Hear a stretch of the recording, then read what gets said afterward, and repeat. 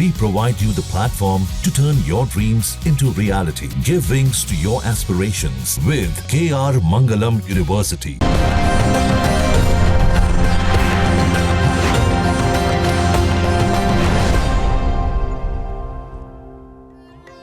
कर्पूर गौरम करुणावतारम संसार सारम भुजगेंद्रहारम सदा बसंतम हृदयारविंदे भवम भवानी सहितम नमामि। नमस्कार, मैं हूं ज्योतिषाचार्य डॉक्टर अरविंद त्रिपाठी। लक गुरु में आपका स्वागत है। लक यानी भाग्य। भाग्य सर्वदा हमारे जीवन को प्रभावित करता है, कभी अनुकूल रूप में तो कभी प्रतिकूल रूप में तो कभी चुनौतियों के रूप में। जब भाग्य हमारे साथ होता है तो कठिनाइयों में भी हम रास्ता निकाल लेते हैं। आखिर कैसे खुलेगा सौभाग्य का द्वार, कैसे जीवन में सुख समृद्धि और खुशी के नित नए फूल खिले, इस विशेष कार्यक्रम में मैं आपको ज्योतिष और वास्तुशास्त्र के दृष्टिकोण से आपका मार्गदर्शन करूंगा। मैं आपको बताऊंगा कि आपके ग्रहों का किस्मत कनेक्शन क्या है। रोजगार हो, व्यापार, परिवार, संबंध, स्वास्थ्य, आपके जीवन के हर मोड़ पर आपको क्या करना चाहिए, क्या नहीं करना चाहिए, किन मंत्रों का जप करें, किसकी पूजा करें, भाग्य लक्ष्मी को कैसे प्रसन्न करें, उसके लिए क्या उपाय करें, ये सारी बातों को मैं विस्तार से बताऊंगा। अब आइए हम बात करते हैं कन्या राशि का चंद्रमा अगर प्रथम घर से लेकर द्वादश घर में हो तो क्या प्रभाव पड़ेगा। कन्या राशि का स्वामी होता है बुध। बुध के घर में चंद्रमा का होना, और चंद्रमा कर्क राशि में अपने घर का होता है, वृष राशि में उच्च का होता है और वृश्चिक राशि में नीच का होता है। कन्या राशि के घर में लग्न, तो जो बुध होता है, बुध को कहते हैं ग्रहों का राजकुमार है। अगर वहाँ चंद्रमा बैठ जाए लग्न में कन्या राशि का हो करके, तो ऐसे जातक बड़े ही अच्छे होते हैं, सूझबूझ वाले होते हैं, नीतिज्ञ होते हैं, कूटनीतिज्ञ होते हैं, मंत्री होते हैं और मंत्रिमंडल में श्रेष्ठ पद प्राप्त करने वाले होते हैं। बुध के नाते ऐसे लोग बड़े थिंकिंग पावर इनकी बहुत अच्छी होती है, सोचने समझने की इनकी क्षमता बहुत अच्छी होती है। जो इनका बाह्य व्यक्तित्व होता है वो आंतरिक व्यक्तित्व, देखने में बड़े सहज होते हैं लेकिन उतने ही जटिल होते हैं, और उदार होते हैं लेकिन उतनी कॉम्प्लिकेटेड भी होते हैं, और काफ़ी माइक्रो लेवल पर सोचते हैं। अगर सोचते हैं तो बहुत किसी भी गंभीर से गंभीर विषय को सोच के उसका सोल्यूशन निकाल लेते हैं। कभी भी ये प्रॉब्लम में नहीं पड़ते, प्रॉब्लम को हल कर लेते, समस्याओं का समाधान करने में सिद्धहस्त होते हैं। अति महत्वाकांक्षी होते हैं और अपने महत्वाकांक्षाओं को कैसे कार्य रूप में परिणत किया जाए ये आर्ट इनको आता है। देखने में सुंदर, बुद्धिमान, विद्वत जनों के प्रिय होते हैं। इस तरह के लोगों को खास तौर से अकाउंटेंसी में जाते हुए देखा गया है, मैनेजमेंट के फील्ड में जाते हुए देखा गया है। ये बड़े अच्छे बैंकर होते हैं और लॉ के फील्ड में बड़ा अच्छा कार्य करते हैं, विधि विशेषज्ञ होते हुए इनको देखा गया है। तो कन्या राशि का चंद्रमा लग्न में बहुत महत्वपूर्ण रोल अदा करता है। अब आइए हम बात करते हैं कन्या राशि का चंद्रमा अगर द्वितीय भाव में होगा तो क्या होगा। द्वितीय भाव वाणी का भाव होता है, कुटुंब भाव होता है, एक्स्ट्रा करिकुलर देखते हैं, मौलिकता देखते हैं इससे। तो कन्या राशि बुध का घर हो गया। बुध को कहते हैं कि ग्रहों में राजकुमार है। तो इस तरह के लोग देखने में काफ़ी अच्छे होते हैं, बुद्धिमान होते हैं, इनके अंदर एक्स्ट्रा करिकुलर होता है, बौद्धिक क्षमता के धनी होते हैं, असाधारण प्रतिभा के होते हैं, और इनका दिमाग बहुत ब्राइट होता है, बड़े शार्प ब्रेन के होते हैं। किसी बिंदु पर निर्णय लेने की क्षमता इनकी बहुत अच्छी होती है। परिवार के प्रति इनका बहुत डेडिकेशन होता है। रिश्तों को ठीक से निर्वाह करने वाले होते हैं। वाणी संयमित भाषा का प्रयोग करते हैं, कभी भी लूज टॉक नहीं करते, और असंसदीय भाषा का प्रयोग करने वाले से बड़ी दूरी बना के रखते हैं।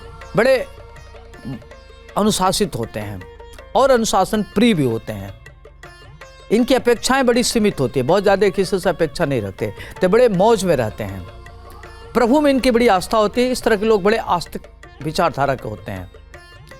कुतर्क में भरोसा नहीं रखते, तार्किक होते हैं, तर्क करते हैं, और बड़े ही बुद्धिमान होते हैं, लेखक होते हैं, साहित्यकार होते हैं। स्केचिंग, पेंटिंग, आर्ट, संगीत, फिल्म इत्यादि इनकी गहरी रुचि होती है।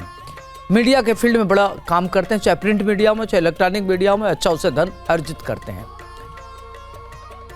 विधि विशेषज्ञ होते हैं, मैनेजमेंट में माहिर होते हैं और बड़े अच्छे सलाहकार होते हैं। तो देखा जाए तो द्वितीय भाव में कन्या राशि का चंद्रमा बहुत महत्वपूर्ण रोल अदा करता है। अब आइए हम बात करते हैं कन्या राशि का जन्म अगर तीसरे भाव में होगा तो क्या होगा। तीसरा भाव होता है पराक्रम का भाव, भाई का भाव, सहज का भाव होता है।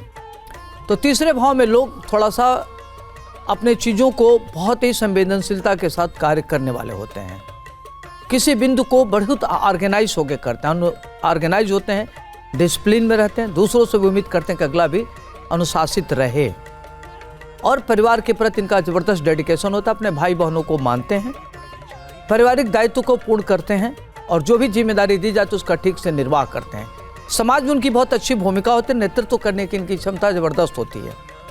चंद्रमा के नाते व्यक्ति बहुत समझदार होता है, विजनरी होता है और अपने को ध्यान रखता है कि उसकी इंटीग्रिटी डाउटफुल ना हो, बहुत ही कॉन्शियस रहता है और वैल्यूज इसकी बहुत अच्छी होती है और इस तरह के लोग अपने मेहनत के बल पर अपने कुल को आगे बढ़ाते हैं। इनकी सोच बहुत अच्छी होती है, ये बड़े अच्छे मेंटर की भूमिका में होते हैं, काउंसलर बहुत अच्छे होते हैं, काउंसलिंग बहुत अच्छा करते हैं, अपने भाई बहन के बड़े प्रिय होते हैं ये। अब आइए हम बात करते हैं कन्या राशि का चंद्रमा अगर चतुर्थ भाव में होगा तो क्या होगा। कन्या राशि का चतुर्थ भाव में होना आदमी इस तरह के माता का भक्त होता है, माता के बहुत ही ओबीडियंट संतान कहलाता है, अपने सारे रिश्तों को ठीक से निर्वाह करने वाला होता है, एक अच्छा पुत्र, एक अच्छा पति, एक अच्छा पिता और एक अच्छा स्वामी होता है, भूमि भवन से युक्त होता है। इस तरह के लोग उच्च शिक्षा ग्रहण करते हैं। ये लोग बड़े अच्छे गणितज्ञ होते हैं, साइंटिस्ट होते हैं, तार्किक होते हैं, तर्कशास्त्री होते हैं, दर्शन शास्त्र के अच्छे ज्ञाता होते हैं, कानूनविद होते हैं, विज्ञान में इनकी गहरी रुचि होती है, राजनीतिज्ञ होते हैं, कूटनीतिज्ञ होते हैं और अपने चीज़ों को कैसे इंप्लीमेंट किया जाए इनको बड़े अच्छे से आता है। व्यापार में खासतौर से फाइनेंस के लेवल पर, बड़े लेवल पर काम करते हैं, बैंकर भी होते हुए इनको देखा गया है। मैनेजमेंट इनका बहुत अच्छा होता है, नौकरी इत्यादि का सुख मिलता है, उच्च कोटि का वाहन इनके पास होता है, प्रॉपर्टी इत्यादि की कमी नहीं रहती। अब आइए हम बात करते हैं कन्या राशि का चंद्रमा अगर पंचम भाव में हो तो क्या होगा। पंचम भाव विद्या, बुद्धि, संतान का भाव होता है, इंटेलेक्चुअल भाव होता है।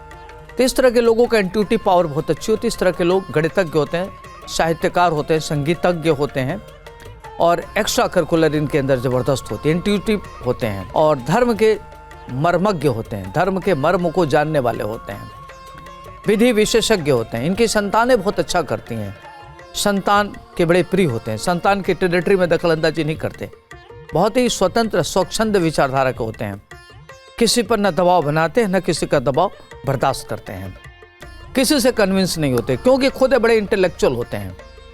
इनकी मौलिक क्षमता बहुत अच्छी होती है, इनकी तार्किक शक्ति बहुत अच्छी होती है और गलत सही का इनको ज्ञान होता है, सही रास्ते पर चलते हैं। ईश्वर में इनकी अद्भुत आस्था होती है, अटूट आस्था होती है, तंत्र मंत्र में इनकी रुचि होती है, ज्योतिष के बड़े अच्छे ज्ञाता होते हैं, दार्शनिक होते हैं, हाईली क्वालिफाइड होते हैं, संततियाँ इनकी बहुत अच्छा करती है, ये लोग अच्छे संतान के पिता कहलाते हैं। जहाँ भक्ति है हर शब्द में, कथाओं में छुपे हैं दिव्य रहस्य और ज्योतिष देता है जीवन को दिशा। धर्म से जुड़ी हर बातों को जानने के लिए हमारे चैनल स्तुति को सब्सक्राइब करें। चैनल पर जाने के लिए इस लिंक पर क्लिक करें।